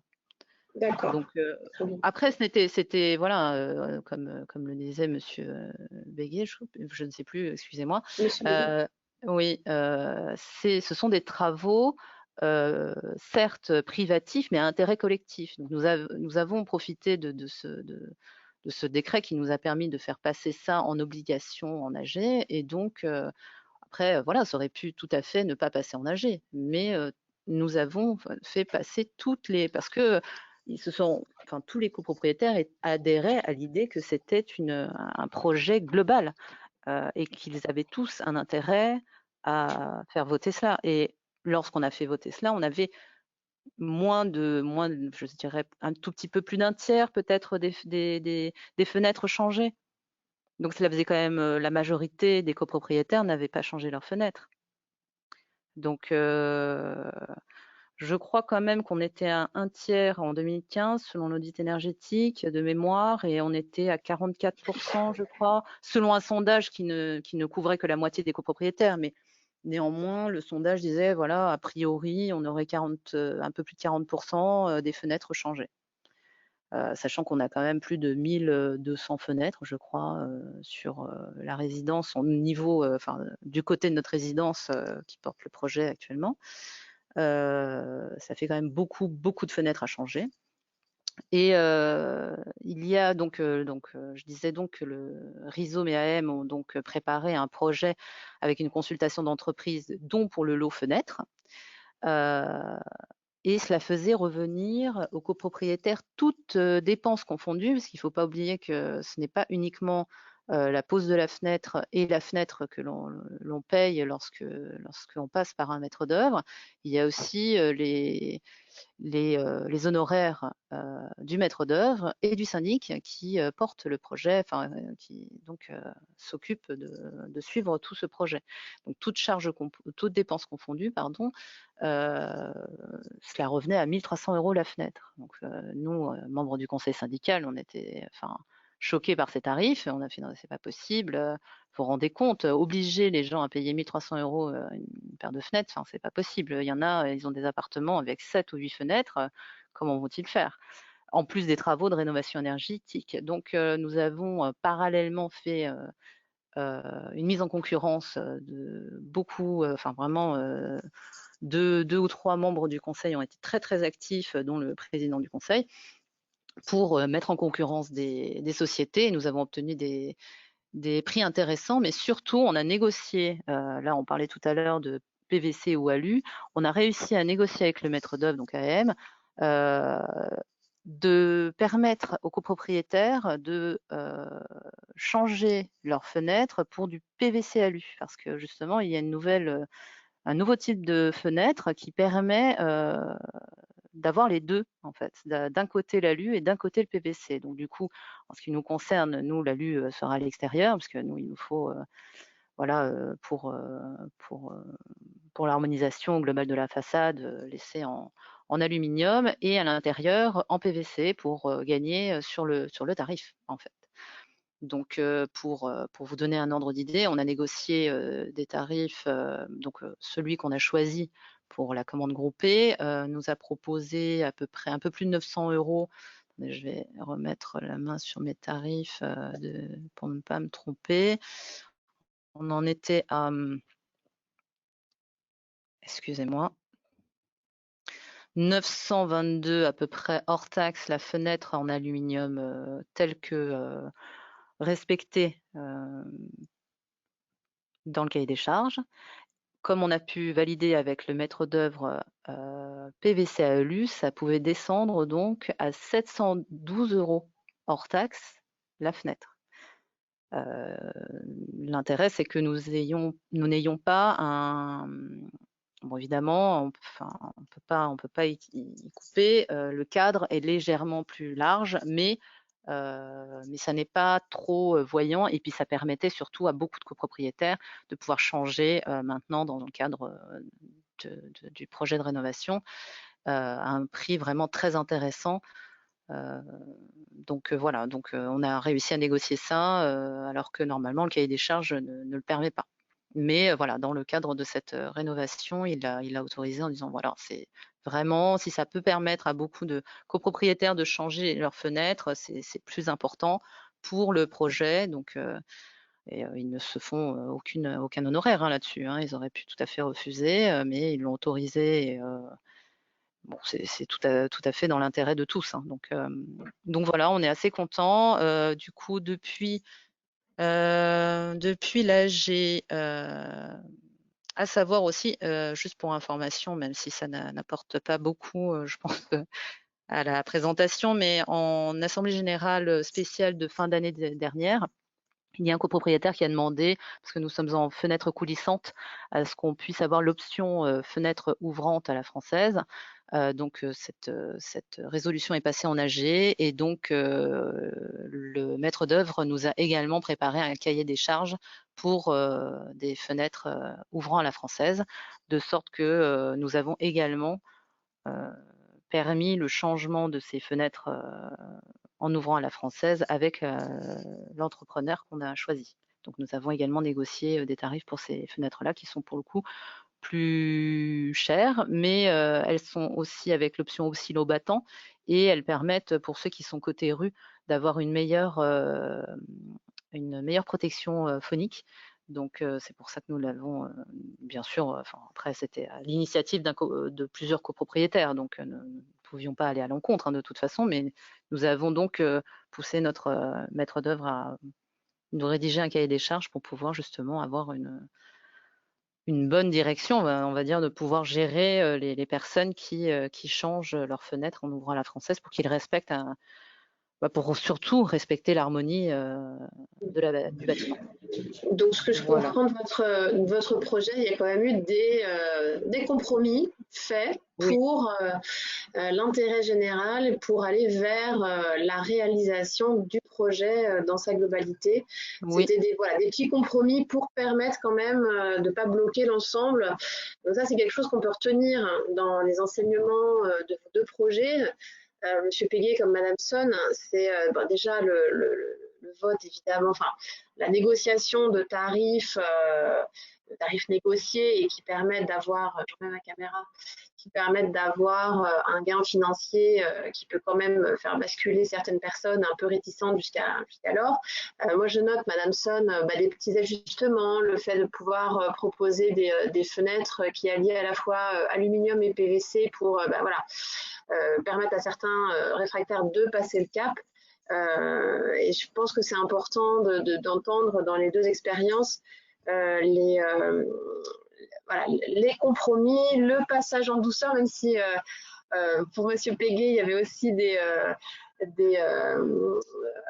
vous précisiez que c'était pas manipulatoire ni rien, mais que au final, vous étiez retrouvé à finalement contraindre les derniers résistants à passer le cap. Mais bon, et je pense qu'ils y voyaient aussi leur intérêt. Et puis, il y avait les derniers irréductibles et réductibles, comme vous le faisiez remarquer. Voilà, c'est sûr que vous ne pouvez pas avoir peut-être 100%, vu qu'il y a quand même pas mal de lots chez vous. Et voilà. Du coup, je vous propose, si vous avez terminé, Madame Son, qu'on passe peut-être aux questions. Ça vous convient? Je vais juste préciser une dernière chose, c'est que pour le bilan, nous avons, avec l'entrepreneur que nous avons choisi, nous avons plus de presque 600 fenêtres qui ont été changées ou qui vont être changées. Il en reste encore une poignée. Donc, c'est quand même beaucoup. Ça fait la moitié de la résidence au niveau des fenêtres. Et qu'est-ce que je voulais dire? Du coup, j'en ai oublié. Ah oui, et donc au niveau des aides, il y a l'éco-prêt à taux zéro, mais nous avons fait voter un éco-prêt à taux zéro collectif. Et pour intégrer le changement de fenêtre à l'éco PTZ collectif, il fallait qu'il soit intégré au projet de rénovation et donc payer les honoraires du maître d'œuvre et du syndic. Et il y a des copropriétaires qui ont fait le choix, même peu nombreux, de joindre le changement des fenêtres au projet de rénovation énergétique pour pouvoir donc bénéficier de l'éco-prêt à taux zéro collectif dans ce cadre, pour information. Très bien. Ce qui n'est pas Merci possible beaucoup. si on le fait sans passer par eux, en fait. Voilà. D'accord. Sandrine, n'hésite pas à intervenir si tu veux compléter des éléments sur les aspects financiers. Là, moi, je vais vous passer aux quelques questions que nous avons eues pendant vos interventions. Déjà, je vous remercie beaucoup de vos deux présentations. Alors, nous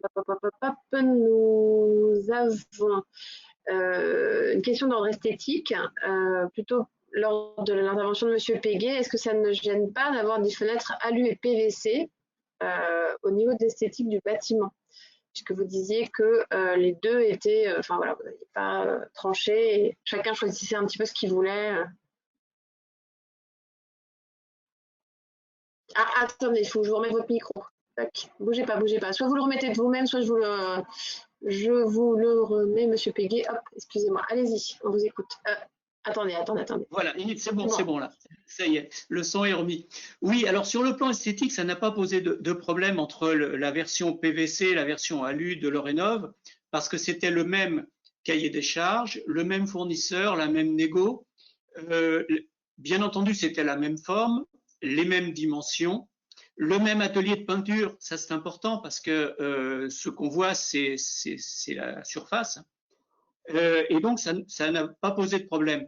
D'ailleurs, à titre de plaisanterie, je précisais à chaque fois que les fenêtres, la différence à l'époque entre les fenêtres alu et les fenêtres PVC, c'est que les fenêtres PVC avaient à l'intérieur caché une armature en alu et les fenêtres alu avaient à l'intérieur des isolations en PVC. Donc, non, il n'y a pas eu de problème là-dessus. Là où on a eu des problèmes esthétiques, parce qu'on en a eu, c'est pour quelques irréductibles qui voulaient absolument faire travailler leur beau-frère et non pas leur rénov. Et là, même en respectant le cahier des charges, il y avait des nuances de peinture, pas trop sur les formes. Les formes, tout le monde a pu les respecter. Mais c'est surtout les nuances de peinture. Bon, alors après, il y a des gens qui sont plus sensibles aux différences de couleurs de peinture. Moi, je sais qu'un jour, j'ai vendu ma voiture et quelqu'un qui était acheteur m'a dit l'aile a été changée, je vois que c'est pas la même couleur. Et moi, ça devait être avant que je l'achète, j'avais jamais fait la différence. Donc il y a des gens qui sont particulièrement pointus en respect des couleurs et en perception. C'est surtout ceux qui n'ont pas pris le même fournisseur. Voilà, vous avez laissé les personnes faire le choix de prendre le fournisseur de leur choix finalement. C'était pas obligatoire de prendre Lorenov. Non, tant que c'était sous la base du volontariat, effectivement, et même maintenant, on a imposé à tout le monde de le faire sous un délai raisonnable de 3 ans, bon, etc. C'est des parties privatives. Donc, même si les travaux sont d'intérêt général, c'est des parties privatives. Donc, chacun peut choisir son fournisseur comme il le souhaite dès l'instant où le cahier des charges est respecté. Donc, c'est là où c'est un peu compliqué. Oui, je comprends bien. D'accord. Il y avait Monsieur Corbin qui demandait plutôt à Madame Son si vous aviez un retour sur investissement. Je ne sais pas si on peut parler vraiment de retour sur investissement au changement de fenêtre. Sinon, peut-être Sandrine, tu pourras compléter. Non. Là, je pense que le retour sur investissement, il va se faire surtout après, à la fin des travaux et encore même au moins 2 ans après. Donc là, on n'a pas commencé les travaux, on l'a à peine validé l'année dernière. Donc c'est en cours d'étude. On va commencer les travaux là en octobre normalement. Donc non, pour l'instant, moi surtout, je les ai changés parce que de toute façon, je sentais l'air froid passer dans mes fenêtres simple vitrage. C'était déjà hyper désagréable. Je ne pouvais pas me tenir devant mes fenêtres. C'était impossible. Enfin, à moins qu'il fasse chaud dehors, j'avais tout le temps froid. le fait de déjà changer mes vitres, ça change tout. Donc non, retour sur investissement, non, mais c'est surtout pour le confort au départ que je les ai changés. Et on est tous comme ça. Le problème étant que justement, le fait que tout le monde ne change pas ses fenêtres en même temps, le chauffage n'est pas réajusté. Il y a des gens qui ont toujours très froid, donc on ne peut pas se permettre de baisser le chauffage. Et en attendant, ceux qui ont fait poser de nouvelles fenêtres en double vitrage ont trop chaud et vivent la moitié de l'année le chauffage coupé et les fenêtres ouvertes. Donc c'est aussi ça qui nous a motivés évidemment dans ce projet global en fait, de baisser le chauffage qui devrait être changé depuis longtemps. Enfin voilà, on devrait le baisser depuis longtemps. Ça devrait être possible rien qu'en changeant nos fenêtres, mais parce qu'il n'y avait aucune obligation, voilà, c'était impossible. Il y avait toujours des gens qui avaient trop froid. Donc voilà, c'est une motivation Alors, pour l'instant plus le confort que pour l'argent. J'ai une question pour vous, madame. Juste une petite intervention. Et clairement, si le retour sur investissement était le seul critère de décision, personne ne changerait jamais ses fenêtres. Heureusement, il y a d'autres leviers, d'autres arguments en faveur du remplacement des fenêtres, comme effectivement le confort, qui est le levier le plus important. Hein. Ah oui, je suis complètement d'accord. C'est-à-dire que l'audit énergétique qu'on a fait en 2015 ne parle que du retour sur investissement et ça ne donne pas envie. Hein. Il y a vraiment des travaux, retour sur investissement au bout de 25 ans. Non, ça ne motive pas. Alors justement, sur la question du retour sur investissement, je sais que j'ai un petit peu le même argumentaire que Monsieur Péguet, à savoir que on parle souvent de retour sur investissement quand on parle de travaux d'économie d'énergie. Quand vous offrez une nouvelle cuisine, il n'y a pas de retour sur investissement. Maintenant, vous avez le plaisir d'avoir une nouvelle cuisine, de travailler dans les bonnes conditions, et voilà, vous avez un meilleur confort. Donc c'est exactement la même chose. Voilà, comme disait Sandrine, si on devait se baser uniquement sur le retour sur investissement, jamais on changerait nos fenêtres. Et bien entendu, c'est d'abord le confort qui motive ce type de travaux. Et bien sûr que quand le projet est vu de manière beaucoup plus globale, alors on n'est pas forcément sur des retours sur investissement rapides, mais on est sur des choses beaucoup plus efficaces. Tout se combine vraiment. Oui, et je veux rajouter aussi qu'en ce qui nous concerne, le fait qu'on avait des problèmes avec notre syndic a fait qu'on n'a pas approuvé 2 exercices d'affilée. Ça nous a posé problème comptablement et donc ça a mis en danger clairement la copropriété et mine de rien, le fait de changer au moment où on faisait le projet, c'est terrible à dire, mais ça nous a servi puisque nous sommes rentrés dans les critères de copro-fragile. Et donc, en plus, le fait de porter ce projet à un moment où on était fragile nous permet de gagner en une subvention importante. Et ça, évidemment, a contribué à faire voter tout ce projet. Parce que, évidemment, quand on a plusieurs millions, je ne sais plus combien de millions d'euros de travaux et qu'on a plusieurs centaines de milliers d'euros de subventions, et ben, ça motive. C'est sûr. Donc voilà, ça a été aussi, faut pas l'oublier, l'intérêt du projet, c'est une harmonie et une logique globale de faire tout de manière réfléchie et bien faite, tout simplement, pas seulement des réparations, juste un petit nettoyage, c'est pas suffisant, c'est durable et en plus ça permet d'avoir des subventions plus importantes si c'est bien pensé, avec l'aide évidemment d'un ingénieur financier. Et c'est notre cas et c'est pour ça que notre projet est très important et qu'on refait quasiment tout en fait. À part la chaudière parce qu'elle ne nécessitait pas et qu'elle est tout à fait en bonne fonction, mais franchement on a quasiment tout voté. Hein. Ok, merci. Alors là, il y a une petite question, ce sera a priori la dernière question qui s'adresse plutôt à Sandrine. Si l'on veut changer la répartition des charges de chauffage pour tenir compte du changement ou non des fenêtres, il faut changer le règlement de copropriété, ce qui demande l'unanimité. Point d'interrogation.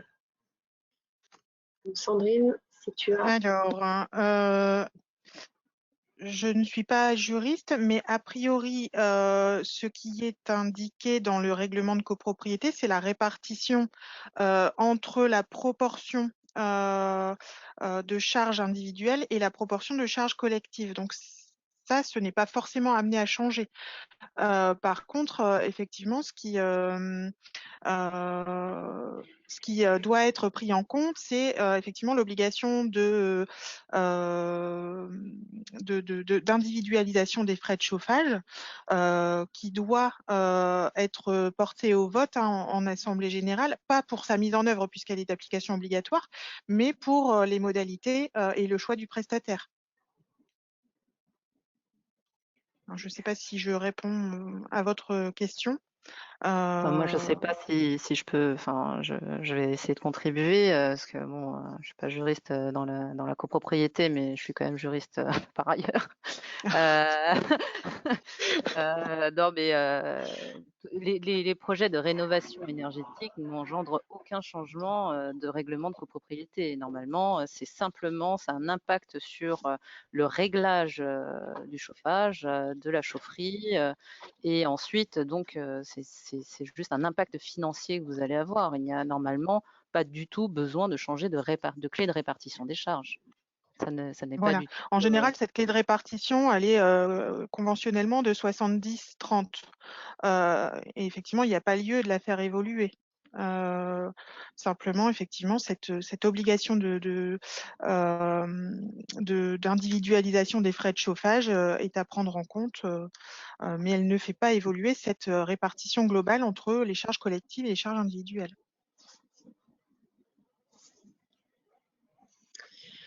Je vois que nous avons épuisé. Non, je crois que nous avons épuisé toutes les questions qui venaient des participants. Donc, je vous propose d'arrêter là. On a déjà dépassé le temps qui était imparti. Donc, encore une fois, Monsieur Pégué et Madame Son, je vous remercie infiniment de votre présence ce soir et de vos présentations. Et puis, je crois qu'on vous sollicite assez régulièrement. Donc, merci de votre fidélité et d'être présent au rendez-vous à chaque fois. J'ai envoyé sur le chat un lien vers le questionnaire d'évaluation de notre événement pour que vous puissiez nous aider à nous améliorer. Donc merci d'avance de prendre les 2 minutes nécessaires à son remplissage. On vous le renverra également dans un lien, dans un mail qui va suivre juste après. Je vais également vous transmettre le lien vers la présentation PowerPoint de ce soir dans à peu près 1 minute. Et voilà, la présentation de ce soir en PDF, elle est ici. Et il me reste à vous souhaiter déjà une bonne soirée. Voilà, je vous envoie la présentation de ce soir en PDF. On vous fait un mail global à la fin de ce soir ou demain pour vous donner accès à tous ces éléments et puis vous rappeler le petit questionnaire de satisfaction pour qu'on puisse améliorer, puisque c'est notre deuxième conférence. Ça nous intéresserait de savoir si c'est un format qui vous convient, parce que finalement le Covid nous a un petit peu forcé à utiliser ce type de format, mais on a eu des très bons retours de la première conférence. Donc si c'est un format qui vous convient, on pourra être aussi amené à en reproduire. Donc voilà, n'hésitez pas à nous le dire. Sandrine, tu voulais dire quelque chose ? Oui, je voulais juste ajouter que bien sûr, les conseillers de l'ALEC sont là pour vous accompagner à tout moment de votre projet, depuis la réflexion initiale jusqu'au suivi des travaux et même au suivi post-travaux, c'est-à-dire au suivi des consommations pour vraiment pouvoir atteindre un niveau de performance réel qui s'approche du niveau théorique. Voilà.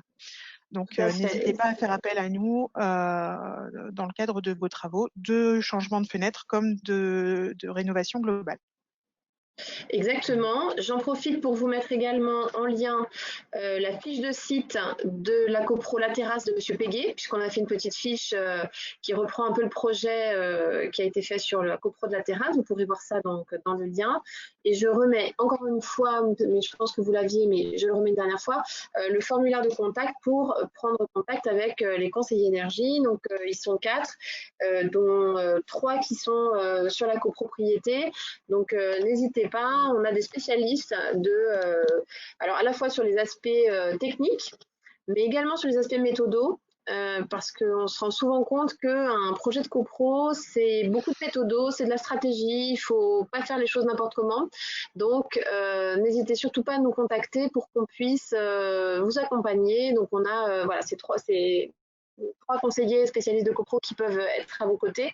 Et n'hésitez surtout pas aussi à inscrire votre copro sur la plateforme Coach Copro dont je vous ai envoyé le lien, qu'on vous renverra aussi dans le mail, qui peut vous aider à suivre votre projet et engager l'ensemble des copropriétaires dans la dynamique. Donc, c'est voilà, des outils qui sont à votre disposition, qui sont gratuits.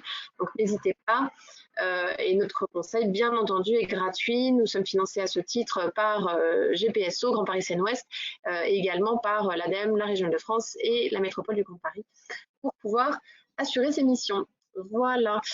Juste rajouter une petite chose, je sais que c'est beaucoup, c'est après, après les travaux, mais on y pense déjà en ce qui nous concerne.